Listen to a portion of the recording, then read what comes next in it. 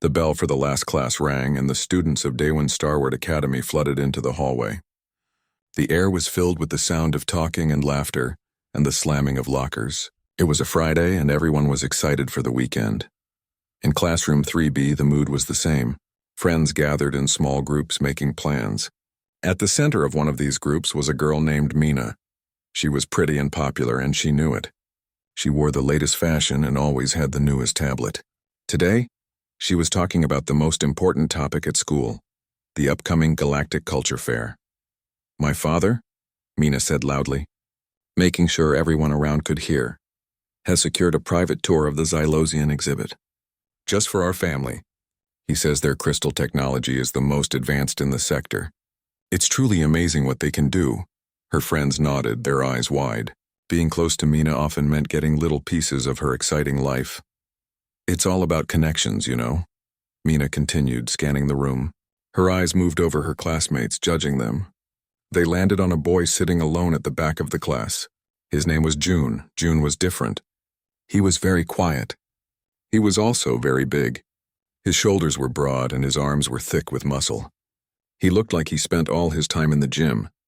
While everyone else was chatting, June was focused on his notebook. He was drawing complicated patterns with a pencil, his hand moving slowly and carefully.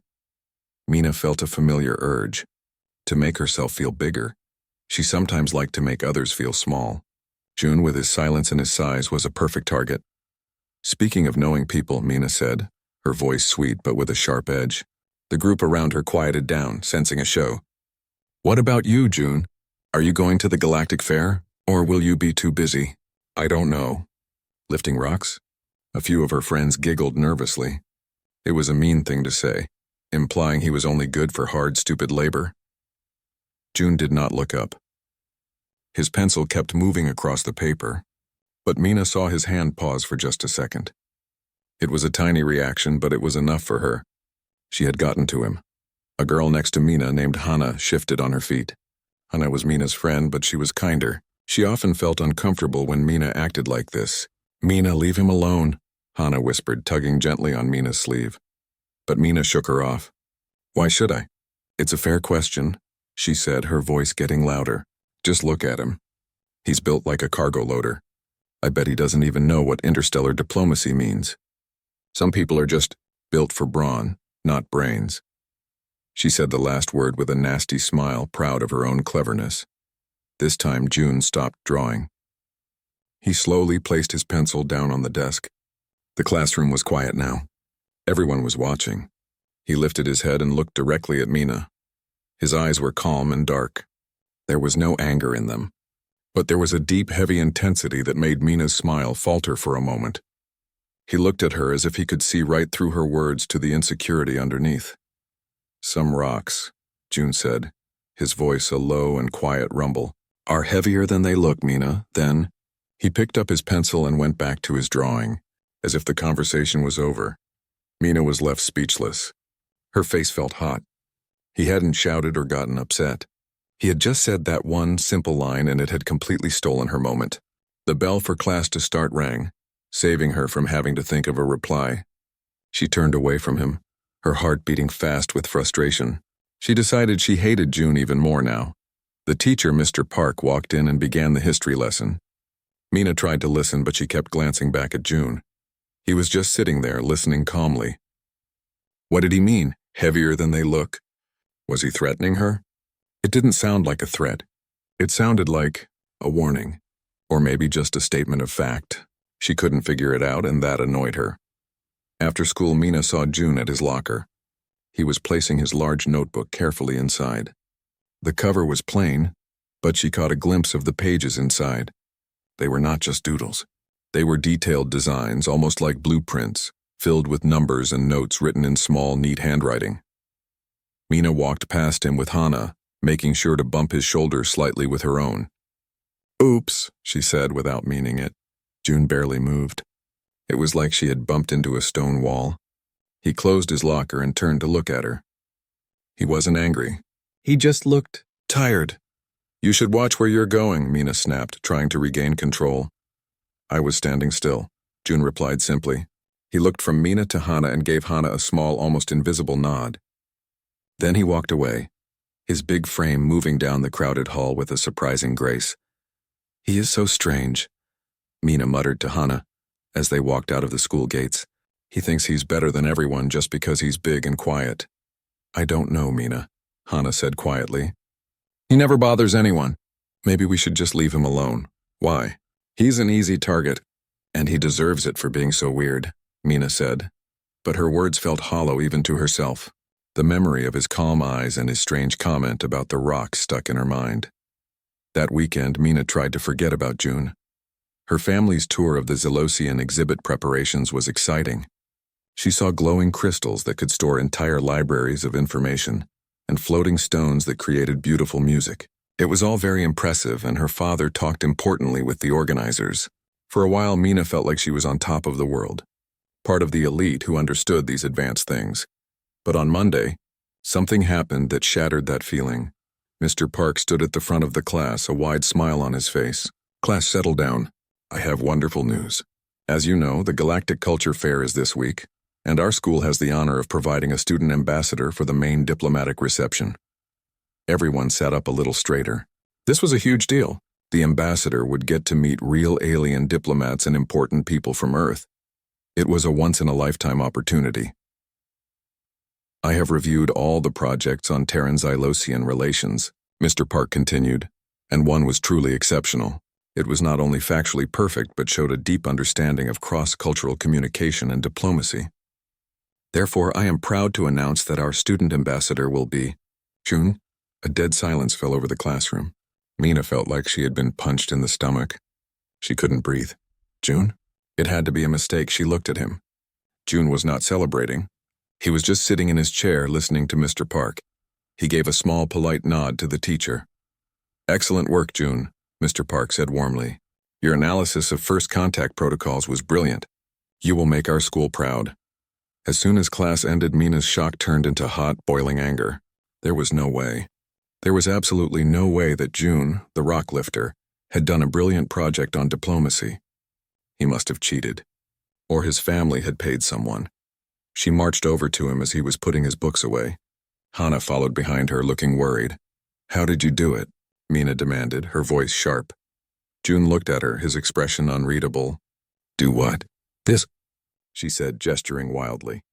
"How did you get picked? Did your family donate a new gym to the school? Or did you just pay someone to write your project for you?" June sighed, a slow, patient sound. "I did the work, Mina. I like learning about other cultures." "Don't lie to me," she snapped. Her face was red. She felt everyone looking at them.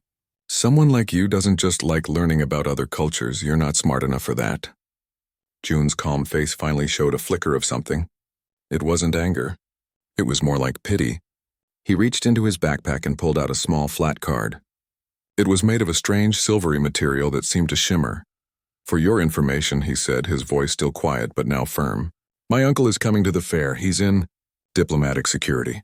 He's the one who inspired my project." He held out the card to her. Mina snatched it from his hand. The card felt cool and heavy. On it, there was a symbol of a strange jagged rock formation that seemed to glow from within. Below it, in fancy clear letters, it read, "You are invited to a private briefing, hosted by the personal security detail of Dwayne the Rock, Johnson Galactic Ambassador of Human Spirit and Tenacity." Mina stared at the words. Her brain tried to understand them, but they didn't make sense. Dwayne Johnson, the old action movie star? The one from the ancient wrestling videos? What did he have to do with anything? She looked from the card back to June's face.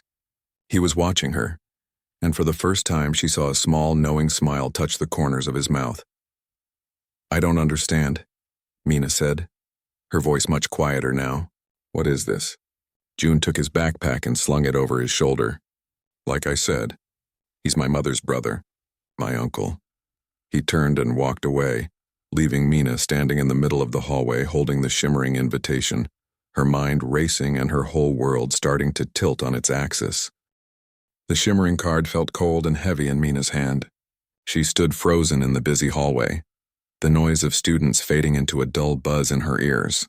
Her eyes were locked on the impossible words, "Dwayne the Rock Johnson, Galactic Ambassador." "My uncle," June's calm voice echoed in her head. The pieces of information crashed into each other but refused to fit together. The Rock was a celebrity from old movies and sports, not a real diplomat. And June was just a quiet, muscular boy from her school. He couldn't be related to someone famous. It made no sense. What is that? Hannah asked, peering at the card. Her eyes widened as she read it. Dwayne Johnson? Is this a joke? It has to be, Mina whispered, but her voice lacked its usual confidence. The card was too real. The material was like nothing she had ever seen, and the symbol of the jagged rock seemed to pulse with a faint inner light. He's lying. He printed this himself to look important. But even as she said it, she remembered the look on June's face. It wasn't the proud look of someone showing off a fake. It was the patient look of someone stating a simple, obvious fact. The same way he had talked about the weight of rocks. For the rest of the day, Mina was distracted. In science class, she didn't hear a word the teacher said. During lunch, she picked at her food, her mind racing. She watched June from across the cafeteria. He sat alone as usual, reading from a data slate. He wasn't acting any differently. He wasn't bragging or seeking attention. He was just being June. This only confused Mina more. If he had a famous uncle, why was he so quiet? Why didn't he use that to become popular? It didn't add up. After school, she went straight home and into her room. She sat at her computer and began to search. She typed in Dwayne Johnson and Galactic Ambassador. The search results were strange. There were many articles and videos about his old movie career and his time as a wrestler. But then, about 5 years ago, the news stories changed. They started calling him a cultural liaison and a goodwill ambassador.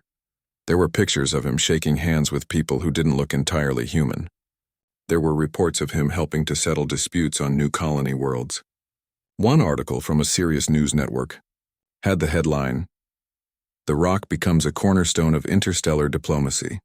It talked about how his message of hard work, positivity, and respect had resonated powerfully with several alien species, particularly a race called the Brutorians, who valued physical and mental strength above all. To them, Dwayne Johnson wasn't just an ambassador. He was a living ideal. Mina leaned back in her chair, her heart pounding. It was real. Dwayne Johnson really was some kind of galactic diplomat, but that still didn't prove he was June's uncle. That part could still be a lie. The next day at school, the atmosphere was different. The news about June being the student ambassador had spread. So had the rumor about his famous uncle. People looked at him differently now. They didn't just see the quiet big boy. They looked at him with curiosity and a new kind of respect. This made Mina angry. They were treating him like he was special, all because of a rumor.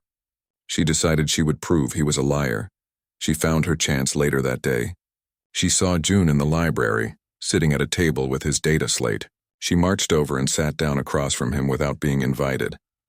"I did some research," she said, her voice low. June looked up from his screen. "On what?" "On your so-called uncle," Mina said. "So Dwayne Johnson is a diplomat, fine. But that doesn't mean you're related to him. You're just a kid from Seoul. He's a giant American movie star. How is that even possible?" June didn't get upset. He seemed almost amused. "My mother is his half-sister," he explained calmly. "She moved to Korea a long time ago, before he became so famous in space. She wanted a quiet life. She married my father, a nice Korean man. We keep to ourselves. It's not a secret, but it's not something we talk about either." "Why not?" Mina challenged him. "If it were me, I would tell everyone." "That's the difference between you and me, Mina," June said. "My uncle is famous for what he does. I just want to be me." "I still don't believe you," Mina insisted, though her conviction was weakening. His story was simple and made a strange kind of sense. June sighed. He looked at her for a long moment as if deciding something. Then he tapped a few commands into his data slate. A small holographic image flickered to life above the table. It was a family photo. In the photo, a much younger June was standing between a smiling Korean woman and a giant smiling man with familiar, kind eyes and a bald head. It was unmistakably Dwayne Johnson. He had his massive arms around both of them, and they were all laughing. It wasn't a picture from the internet. It was a real personal family photo. Mina stared at the hologram, her mouth slightly open. All her doubts evaporated in an instant. It was true. Every word of it was true. June switched off the hologram. "He's just my uncle," he said softly. He sends me funny messages and gives me advice about life. He tells me to work hard and to be kind to people. That's all. Mina didn't know what to say. The boy she had mocked for being stupid and brutish was related to one of the most respected human figures in the galaxy. The boy she thought had no connections had the most powerful connection imaginable. She felt a hot wave of shame wash over her. She had been so wrong. She stood up from the table, her chair scraping loudly on the floor. She couldn't look at him. She turned and walked quickly out of the library, her mind in turmoil. The Galactic Culture Fair was only 2 days away. The whole school was buzzing with excitement. Decorations went up in the hallways and teachers talked about the schedule. Mina, who had been so looking forward to it, now felt a knot of dread in her stomach. She had her private tour of the Zelosian exhibit, but she couldn't enjoy it. The glowing crystals and floating stones seemed dull and unimportant. All she could think about was June. She had been so proud of her family's small connections, and she had used them to look down on him. But his family's connection was on a completely different level, a galactic level, and he had never once mentioned it. The day before the fair, Mr. Park gathered the students who were participating. He gave them their assignments. June, as the ambassador, had a special schedule. He would be on the main stage. He would meet the important guests. And June, Mr. Park said with a warm smile, "I understand you have a special guest coming as well? From your family?" June nodded. "Yes, sir. My uncle's colleague. He's part of the security team, but he's also a diplomat himself. He wanted to come and support me."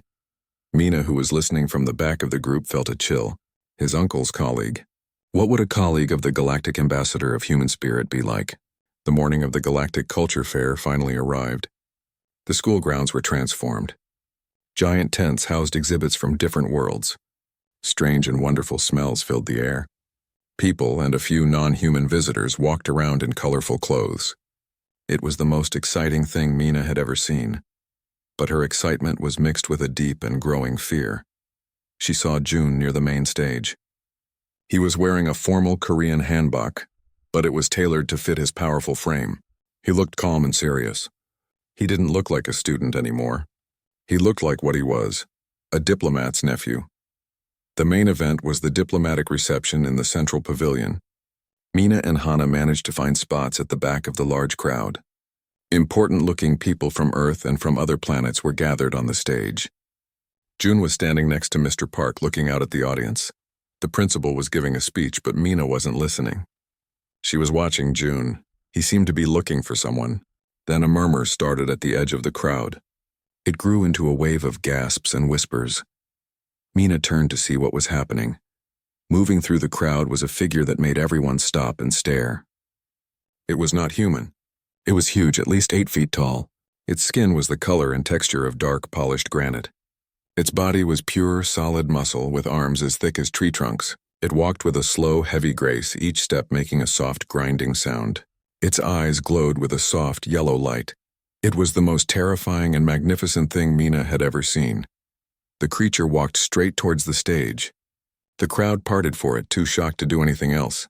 It climbed the steps onto the stage, its weight making the structure creak. It walked directly towards June. Mina held her breath. Was this a threat? Was something terrible about to happen? The massive stone creature stopped in front of June. It looked down at him with its glowing eyes. Then its stony face seemed to soften. It reached out a giant rock-like hand and placed it gently on June's shoulder in a clear gesture of friendship and family. The creature then spoke, its voice a deep, low rumble that you could feel in your bones, like distant thunder. "Nephew," the creature boomed, its voice warm and happy. "It is good to see you. Your Uncle Dwayne sends his regards. He is sorry he could not be here in person, but the negotiations with the Gorgonites required his particular brand of diplomacy." Mina felt the world drop out from under her. The air left her lungs. She stared, her mind unable to process what was happening. Nephew. The alien had called June nephew. This giant, powerful alien diplomat was June's uncle's colleague. This was the reality of June's family. This was the weight of the rock she had so carelessly mocked. The deep rumbling voice of the massive stone creature seemed to shake the very air in the pavilion. For a moment there was complete silence. Everyone was staring at the stage, their faces frozen in shock and wonder. Mina felt like her feet were glued to the floor. Her heart was beating so fast she thought it might jump out of her chest. She watched as June looked up at the giant alien. He did not look scared or even surprised. He looked comfortable. "Uncle Corgun," June said, his voice calm and clear. "It is good to see you too. Thank you for coming." The alien, Corgun, let out a sound that was like rocks tumbling down a hill. It was a laugh. "Your Uncle Dwayne would not have missed this for all the crystals on Xylos. But the Gorgonites, you see, they are very stubborn. They only listen to someone who can flex both their muscles and their mind. Your uncle is the best at that." Mr. Park, who had been standing with his mouth open, finally remembered he was a teacher. He stepped forward and bowed nervously. "Welcome, honored guest. I am June's teacher, Mr. Park. We are so honored to have you here." Corgan turned his glowing yellow eyes towards Mr. Park. The teacher seemed very small next to him. "The honor is mine," Corgan rumbled politely. "You have taught my nephew well. His project on First Contact was very impressive. He has his uncle's mind for strategy and his mother's kind heart." On the stage, June was having a conversation with an 8-foot-tall alien as if it were the most normal thing in the world. The other diplomats, both human and alien, were now gathering around, eager to meet Corgan.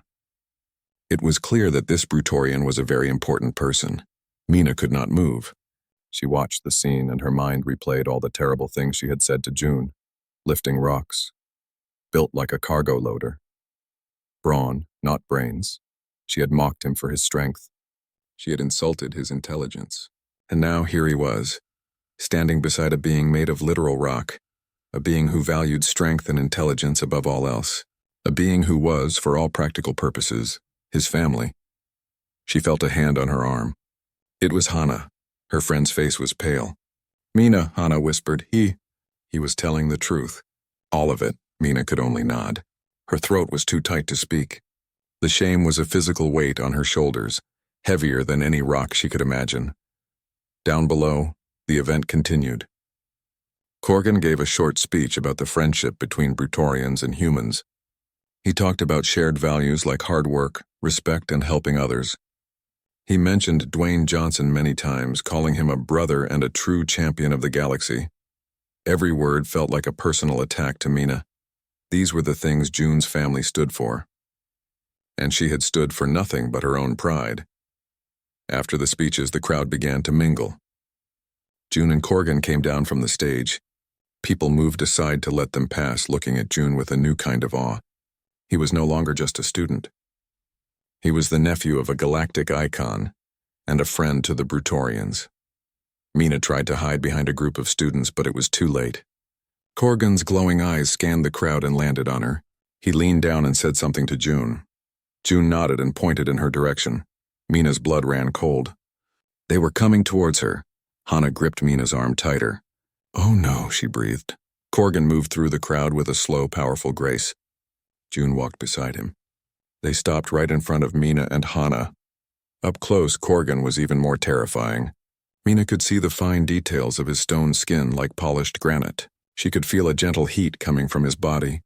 "June," Corgan said, his voice a low rumble. "Are these your classmates?" "Yes, Uncle Corgan," June said. He looked at Hana first and gave her a small, friendly nod. Then his eyes moved to Mina. They were still calm, but they held a deep, unreadable intensity. "This is Hana, and this is Mina." Corgan's glowing gaze fixed on Mina. "Mina," he repeated, the name sounding like a small earthquake in his mouth. "Ah, you must be the one June told me about." Mina felt her face turn bright red. She wanted to disappear into the floor. "To told you about?" She stammered. "Yes," Corgan said. He seemed genuinely curious, not angry. The one who questions the weight of rocks. "It is a fascinating human cultural practice.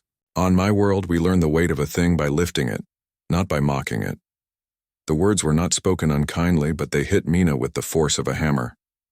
This giant alien, a diplomat from the stars, was politely telling her that her behavior was primitive. That on his world they were wiser. Tears welled up in Mina's eyes. She looked down at the ground, unable to face Corgan or June.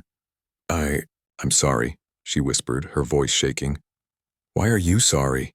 Corgan asked, his head tilted. "It is your way of learning. You are young. Your stone is still rough. It has not yet been smoothed by the river."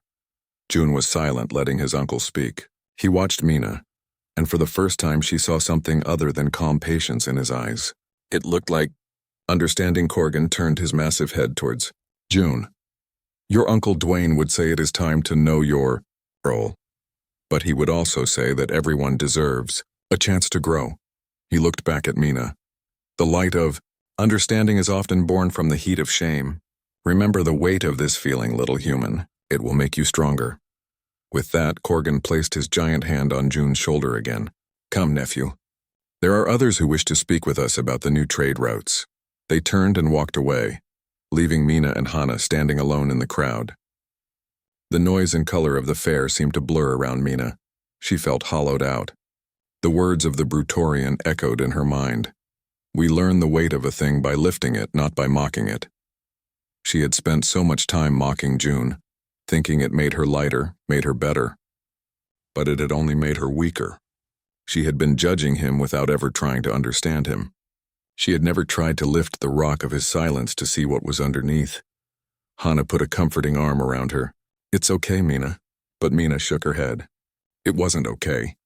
For the first time in her life, she saw herself clearly.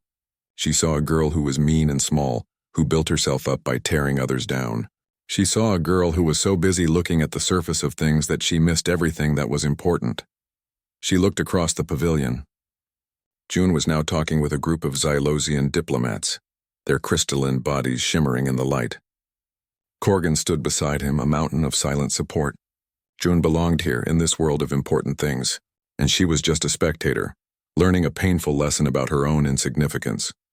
The rest of the fair passed in a blur for Mina. She saw nothing. She heard nothing. She was trapped inside her own thoughts, carrying the heavy weight of her mistake. When the fair was over and students began to leave, Mina lingered near the gate. She saw June saying goodbye to Corgan. The giant alien gave June a respectful nod, then turned and walked towards a sleek official-looking vehicle. June was alone now. He stood for a moment watching the car drive away. Then he turned and began to walk towards the school building, probably to get his things from his locker. Mina knew this was her chance. Her heart was pounding. She was scared, but she knew she had to do something. She had to try to lift the rock. She took a deep breath and walked after him. The grand pavilion was emptying out. The colorful lights of the alien exhibits were being switched off one by one. The excited chatter of the crowd was replaced by the quiet sounds of cleanup. For Mina, the dazzling event had ended the moment the Brutorian Corgan had spoken to her. His rumbling words were still echoing in her head, a constant heavy reminder of her foolishness. She watched June from a distance as he said goodbye to his massive alien friend. She saw Corgan place a giant stone hand on June's shoulder in a gesture that was both powerful and gentle. Then the Brutorian walked away, his every step a soft thud on the ground. June stood alone for a moment, looking up at the sky where a few early stars were starting to appear. He looked thoughtful but not happy or proud. He just looked like June. He turned and started walking towards the school building, probably to collect his bag from his locker. This was her chance. Her heart hammered against her ribs. She was more nervous than she had ever been in her life. Talking to an 8-foot-tall alien had been less scary than this. She forced her feet to move, following him across the now quiet school grounds. The sounds of their footsteps were loud in the evening air. His were slow and steady. Hers were quick and hesitant. He heard her and slowed down, then stopped. He turned around to face her. He didn't look angry or annoyed. He just waited, his expression calm and patient as always. Mina stopped a few feet away from him. She wrapped her arms around herself, suddenly feeling very small and cold. She looked at the ground, unable to meet his eyes. June, she began, her voice a shaky whisper. She cleared her throat and tried again. June, I'm sorry. He didn't say anything. He just waited for her to continue. The words started to tumble out of her, messy and rushed. I'm so sorry for everything I said. For mocking you. For calling you stupid. I was horrible. I thought I was better than you because of my family's stupid tour, and I thought being mean made me look cool. But it just made me a bad person. She finally dared to look up at him. His face was still neutral, but he was listening carefully. All those things I said about you lifting rocks, she continued, her voice thick with shame. And then your uncle. And Corgan. I feel so stupid. I didn't know. I didn't know any of it. At this, June spoke. His voice was quiet but firm. Would it have made a difference if you had known, Mina? The question hit her like a splash of cold water. She opened her mouth to say yes, but the word wouldn't come out. Would it have? If she had known on the first day of school that he was Dwayne Johnson's nephew, would she have been nice to him? Yes, she realized with a sickening jolt. She would have. But not because he was a good person. She would have been nice to him because he was important, because of his connections. It would have been just another calculation, another way to climb the social ladder. Her silence was the answer. June nodded slowly, understanding. That's why I never talked about it. I didn't want people to like me because of my uncle. I didn't want them to be scared of me because of Corgun. I just wanted to be me.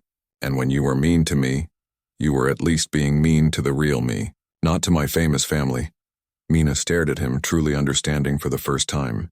She had thought his silence was weakness, but it was actually incredible strength. He was so secure in who he was that he didn't need a famous name to make him feel important. I'm sorry, she whispered again, and this time it felt more real. It wasn't just an apology for being mean. It was an apology for not seeing him, for not understanding his quiet dignity. I know, June said, and for the first time he gave her a small, genuine smile. It wasn't a big smile, but it was warm and it reached his eyes. It's okay. It's not okay, Mina said, shaking her head. What I did was wrong. Corgun was right. I was judging the weight of the rock without ever trying to lift it. June's smile widened just a little. You're using his saying? He'll be happy to hear that. They stood in silence for a moment. The tension between them was gone. It was replaced by a strange, quiet understanding. What's it like? Mina asked suddenly, her curiosity finally overcoming her shame. Having him as an uncle? And knowing people like that? June thought about it. It's normal for me. It's just my family. My Uncle Dwayne is just a guy who calls me and asks about my grades and tells me to drink water and be good to my mother. He's very busy, but he always makes time. And Corgan, he's like a funny, stony grandfather. He tells very long stories about Brutorian history. Mina tried to imagine it, getting life advice from Dwayne "The Rock" Johnson, listening to stories from a giant alien made of rock. Her own life, which she had thought was so exciting, seemed incredibly dull in comparison. But, June continued, his tone serious again, it also comes with responsibility. Their reputation is built on hard work and kindness. I have to live up to that. I can't be a bully or a slacker. I have to try to be a good person every day. That's the real weight, not the fame. Mina nodded slowly. She was beginning to see the whole picture. The muscles, the quietness, the intelligence, it all made sense now. He wasn't just built like a protector. He was training to be one in his own way. I want to be better, Mina said, her voice firm now. I don't want to be that mean girl anymore. June looked at her and she saw that understanding in his eyes again. My uncle says that the first step to being strong is admitting when you're wrong. You just took that step. That's a good start. He started walking again towards the school, and this time Mina walked beside him. It wasn't an angry chase or a confrontation. It was just two classmates walking together in the quiet evening. When they reached the lockers, June took out his bag. He pulled out the same notebook he always doodled in. He hesitated for a second, then held it out to her. Here, he said. You were curious about what I draw. Mina took the notebook carefully. She opened it. She had expected more of the geometric patterns she saw in class. But these pages were different. They were filled with incredibly detailed designs for machines and buildings. There were schematics for a water purification system that could be used in a desert. There were plans for a strong, simple schoolhouse that could be built quickly after a disaster. There were notes in the margins about strength, efficiency, and helping the most people with the least resources. These weren't the doodles of a quiet boy. They were the blueprints of a future engineer, a builder, a problem solver. This was his brain. This was what was underneath the rock. Tears filled Mina's eyes again, but this time they were not tears of shame.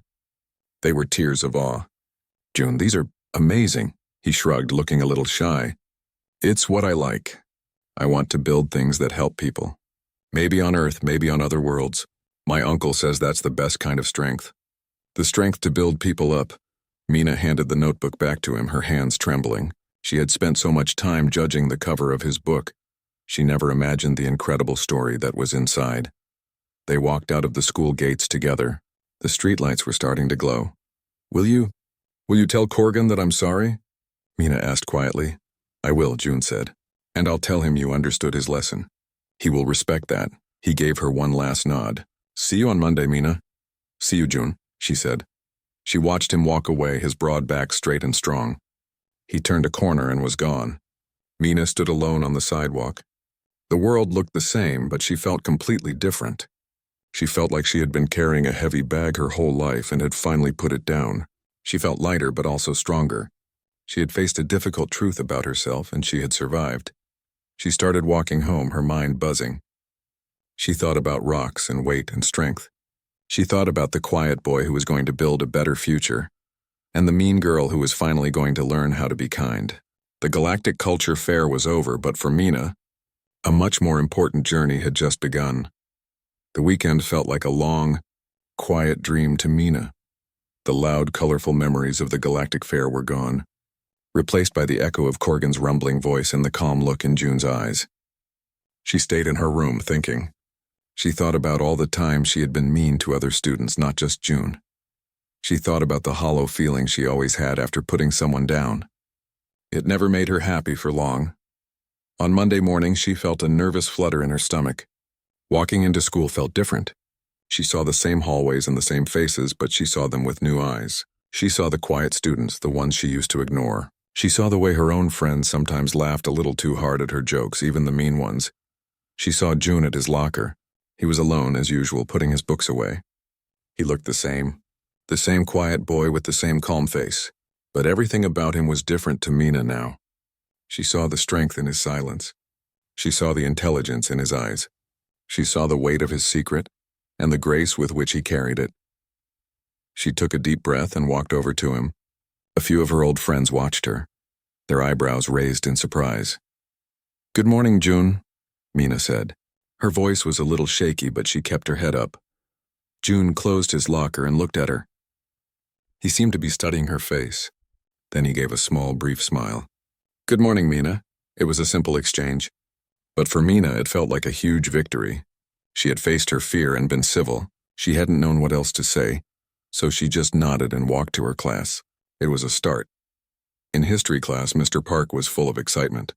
What an incredible fair, he said to the class.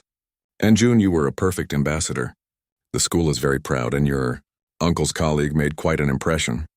Everyone looked at June. He shifted in his seat, looking uncomfortable with the attention. Perhaps Mr. Park continued. You could share a little about your project with the class? What inspired your analysis of first contact? June was quiet for a moment. He glanced quickly at Mina, then looked back at the teacher.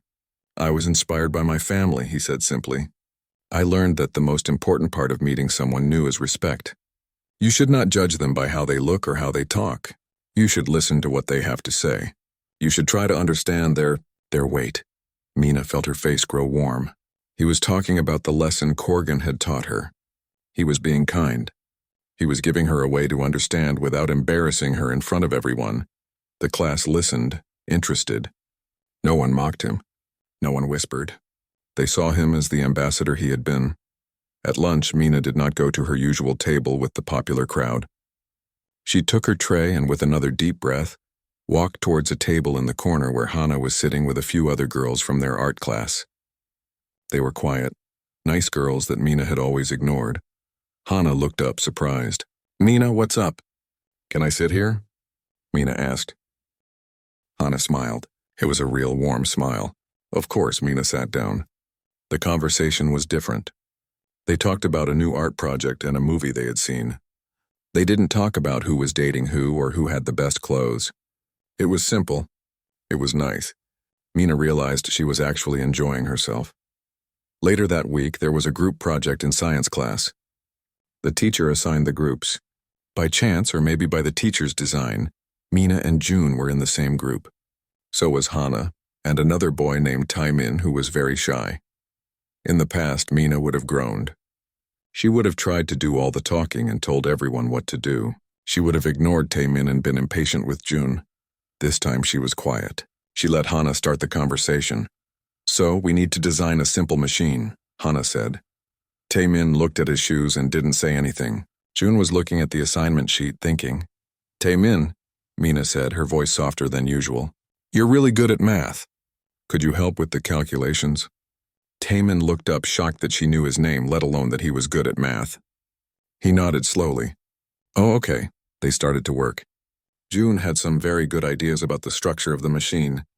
He explained them clearly and quietly. Mina listened. She actually listened to what he was saying. His ideas were smart and practical. That's a great idea, June, she said when he finished. He looked at her a little surprised, then nodded. Thank you. They worked together for the whole period. Mina contributed her ideas too, but she didn't dominate the conversation. She made sure Taemin was included. By the end, they had a solid plan. It was the best group work Mina had ever been a part of, because for the first time it was actually a group. After class, as they were putting their books away, June stopped next to Mina's desk. You were a good leader in there, he said. Mina blinked. Me? No, I wasn't. I didn't really do anything. That's why you were good, June said. You didn't try to control everything. You listened. You helped everyone work together. That's what a real leader does. My uncle says a team is like a braided rope. Alone, the strings are weak. But when you weave them together, they are strong. Mina felt a warm glow spread through her chest.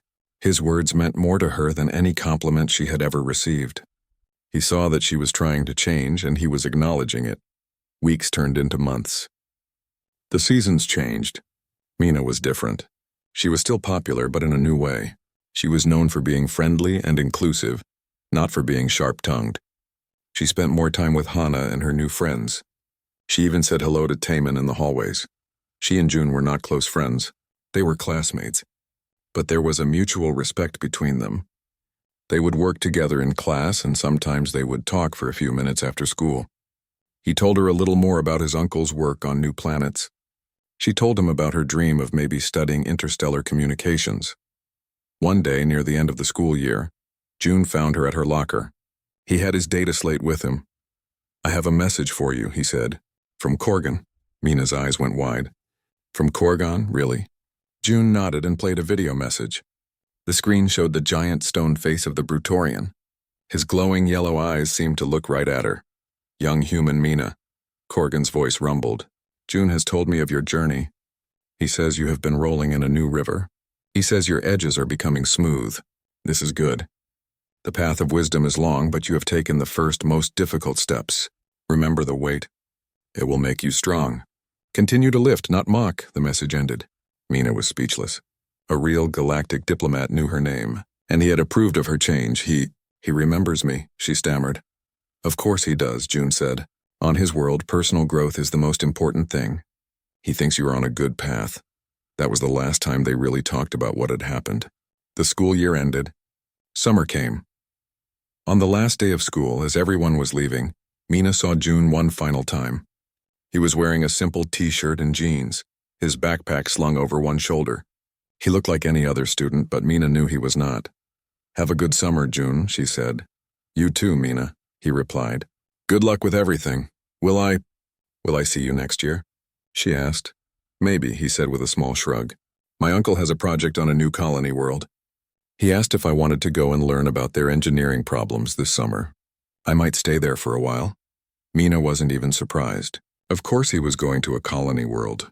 Of course he was going to help build things. That sounds amazing, she said, and she truly meant it. He nodded. I think so too. He gave her one last small smile. Then he turned and walked away down the sunlit street. Mina watched him go. The quiet boy who was Dwayne Johnson's nephew. The boy she had mocked for lifting rocks, who was now going to help build a new world. She didn't feel jealous or small anymore. She felt inspired. She had learned the weight of her words and the strength of silence. She had learned that the biggest rocks were not for throwing but for building a foundation, and as she turned to walk towards her own future, she felt that foundation strong and solid underneath her feet for the very first time.